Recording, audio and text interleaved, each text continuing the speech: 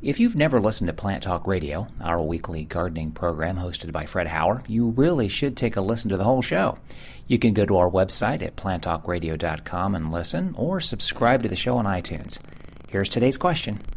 Okay, we got an email from Tenny, who wrote in and said, Fred, I have an overgrown burning bush plant. Is this a good time to trim it, or is there a better time to do that? Well, burning bush doesn't follow one of the normal rules, and that being because we don't pay any attention to the flower and fruit on them. We don't have to worry about pruning following the bloom in this case. Now, I happen to have an overgrown plant that I took a good look at as recently as yesterday afternoon. It is as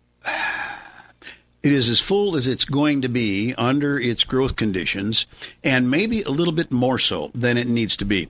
I'm going to thin it out. Now, that counts as pruning, but I'm going to be more apt to reach in and take out crossed stems, because I've trained this to be kind of a little tree. About 8 or 9 feet tall, probably 8 feet across. I use it for, blockage of a view, but I don't want it to get so thick that nobody can see through it. That's just not necessary. So I would tell her that I'm ready to prune now. Certainly would not necessarily take more than 10 or 15% of the plant out of there.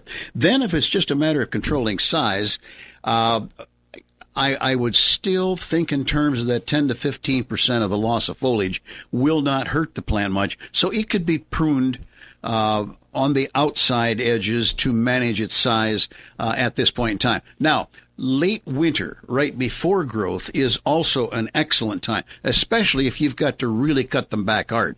Do it before there's any growth whatsoever. So we're talking early March, jacket type day. You can cut a burning bush pretty darn hard. And if it's, a major job, that's when I would do it. If it's just a matter of tidying up and so on, I don't see any reason it couldn't be pruned now.